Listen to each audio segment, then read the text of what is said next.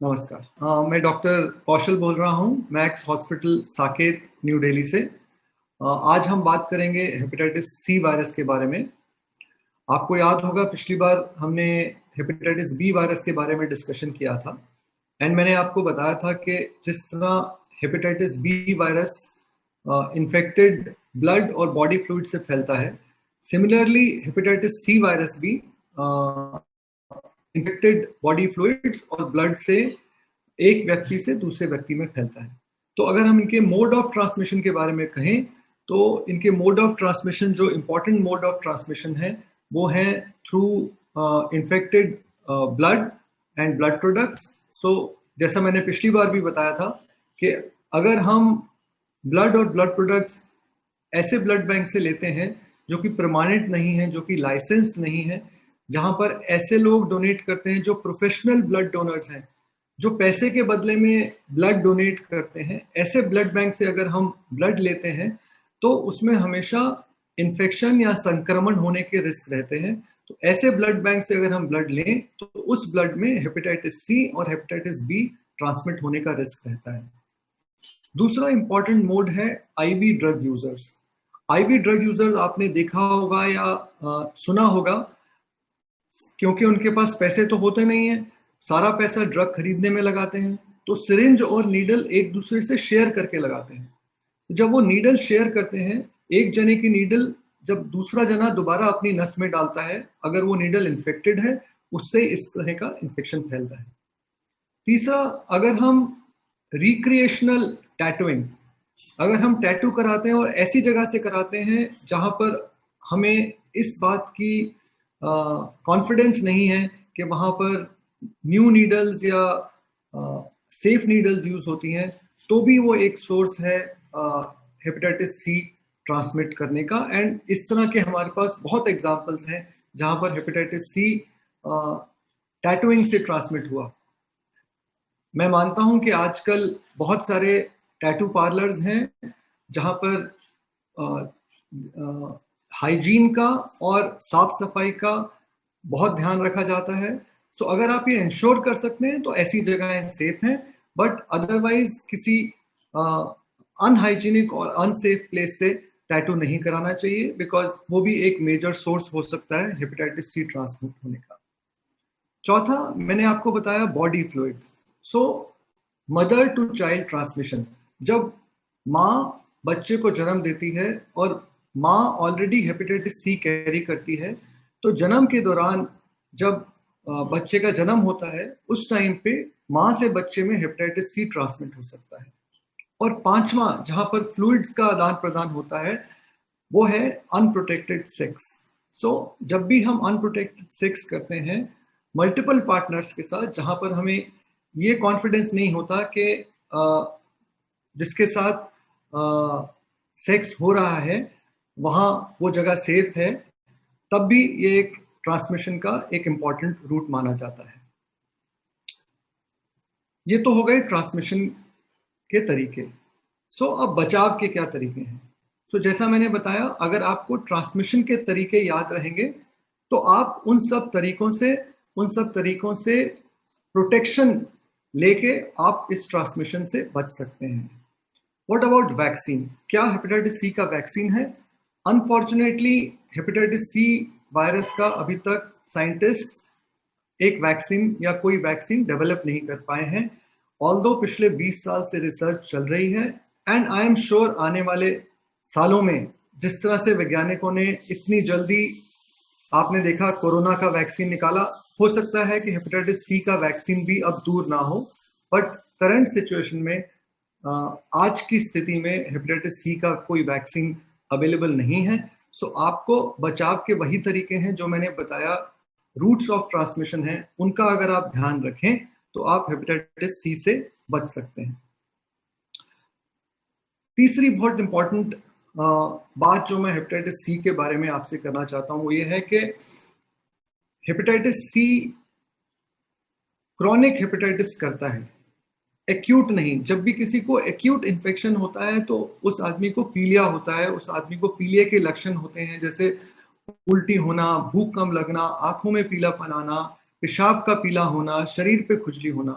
But hepatitis C जब किसी के शरीर में घुसता है तो ये वाले सिम्टम्स नहीं करता है और बॉडी में सालों साल, डिकेड्स, दसियों साल, बीसियों साल रहता है और इस ड्यूरेशन में धीरे धीरे करके लिवर को खत्म कर देता है, लिवर को पका देता है और एक स्टेज ऐसी आती है जब लिवर फेल होने लगता है। सो 20, 30, 40 साल कई बार निकल जाते हैं कि आदमी के शरीर में हेपेटाइटिस सी रहता है लेकिन पता नहीं लगता। तो इस कारण इसको साइलेंट किलर भी कहा गया है। हमारे देश में कुछ हॉट स्पॉट्स हैं हेपेटाइटिस सी के, सच एज पंजाब, कुछ हरियाणा के क्षेत्र हैं, कुछ उत्तर प्रदेश में क्षेत्र हैं जहां पर हेपेटाइटिस सी बहुत कॉमनली पाया गया है।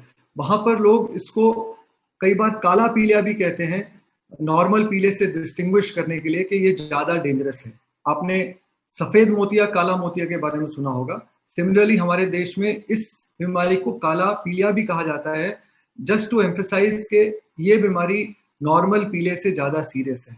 और वो सीरियस इसलिए है कि ये बीमारी पड़ी रहती है और एंड में जाके जब पता लगता है तब तक बहुत देर हो जाती है। बट अगर आप ये समझें कि 30-40 साल आपके पास हैं इसको डिटेक्ट करने के लिए, तो अगर आप इसको डिटेक्ट करें और क्योर करें तो इसके outcomes, complications, life threatening complication से डेफिनेटली बचा जा सकता है। तो वो कैसे पता लगेगा? तो उसको जानने का तरीका खाली एक है, वो है स्क्रीनिंग। स्क्रीनिंग मतलब कि आप एसिम्प्टोमेटिक हैं लेकिन फिर भी टेस्ट कराया जाए ये जानने के लिए कि हेपेटाइटिस सी या हेपेटाइटिस बी आपके ब्लड में, आपके शरीर में है कि नहीं। तो वो सबको तो नहीं, पूरी पॉपुलेशन को कराना तो कई बार बहुत मुश्किल होता है, लेकिन जो हाई रिस्क ग्रुप्स हैं उनको जरूर कराना चाहिए। और सबसे इम्पॉर्टेंट जो मेरी सजेशन है कि सपोज किसी को फैमिली में एक जने को हेपेटाइटिस सी पाया गया या हेपेटाइटिस बी भी पाया गया, तो उसके परिवार के बाकी सभी सदस्य और क्लोज रिश्तेदार, not only blood relation but close रिश्तेदार भी जो होते हैं, उन सबको अपना हेपेटाइटिस सी और हेपेटाइटिस बी स्क्रीन करा लेना चाहिए कि कहीं परिवार में वो हेपेटाइटिस तो नहीं है। तो इस तरह अनडिटेक्टेड एसिम्प्टोमेटिक हेपेटाइटिस सी पकड़े जाएंगे और टाइमली ट्रीट हो पाएंगे। और जैसा मैंने आपको बताया, जैसे आईवी ड्रग अब्यूजर्स होते हैं या आपको कभी ब्लड ट्रांसफ्यूजन मिला है 20 साल, 30 साल पहले, 10 साल पहले, या ब्लड प्रोडक्ट्स मिले हैं, किसी को डेंगू हुआ, डेंगू में किसी को प्लेटलेट चढ़ाए गए। सो अगर किसी को इस तरह के ब्लड प्रोडक्ट्स मिले हैं या कोई कभी आईवी ड्रग अब्यूजर रहा है या फैमिली में किसी को पता है कि किसी ने ड्रग्स अब्यूज करी हैं, तो इन लोगों को भी अपना हेपेटाइटिस सी चेक कराना चाहिए। And finally the most important thing, treatment, management. एक टाइम था जब हेपेटाइटिस सी किसी को होता था तो सब मायूस हो जाते थे ये सोच के कि जो ट्रीटमेंट है एक तो बहुत एक्सपेंसिव है, हफ्ते में एक इंजेक्शन लगाया जाया करता था 6 महीने तक या 1 साल तक, साथ में एक गोली खानी पड़ती थी रोज, और उन दवाइयों के बहुत साइड इफेक्ट होते थे और खाली 50 या 60% मरीज को उन दवाइयों से फायदा मिलता था। 40% मरीज फिर भी इन्फेक्टेड रहते थे और बहुत सारे तो ये कॉस्टली ट्रीटमेंट होने के कारण और पेनफुल ट्रीटमेंट होने के कारण इलाज ही नहीं करा पाते थे। बट आजकल वो जमाना बदल गया है। पिछले 5 साल में साइंस ने इतनी तरक्की करी है कि अब हेपेटाइटिस सी की बहुत इफेक्टिव मेडिसिन अवेलेबल हैं हमारे देश में। पहले वो जरूर विदेश में अवेलेबल होती थी। अब भी अगर हम कंपेयर करें, इन्हीं सेम ट्रीटमेंट का विदेश में कॉस्ट बहुत ज्यादा है, लेकिन हमारे देश में ये डेफिनेटली अफोर्डेबल है और डेफिनेटली इनका ट्रीटमेंट का कॉस्ट बहुत कम है as compare to West and as compare to जो 6 साल पहले होता था।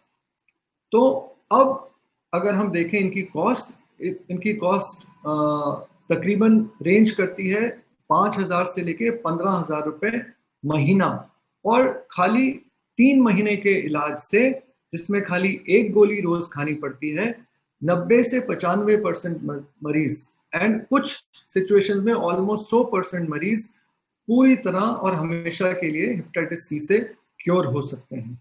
सो ये एक बहुत बड़ी उपलब्धि रही है साइंस की। और रिसेंटली आपने अखबारों में भी पढ़ा होगा, इन डिस्कवरी के लिए, इस वायरस की डिस्कवरी के लिए, इस वायरस के ट्रीटमेंट इजाद करने के लिए और उसके बीच पीछे जो साइंस इन्वॉल्व था, उसके लिए इस साल पिछले साल साइंटिस्ट को नोबेल प्राइज दिया गया है हेपेटाइटिस सी के लिए। सो आज हमने जाना कि हेपेटाइटिस सी किस तरह से फैलता है, उससे किस तरह से बचाव हो सकता है। ऑल्दो हेपेटाइटिस सी का टीका अवेलेबल नहीं है, बट फिर भी अगर हम इसके फैलने के तरीकों का ध्यान रखें, हम 90-95% केसेस या उससे ज्यादा में हेपेटाइटिस सी से बचाव कर सकते हैं।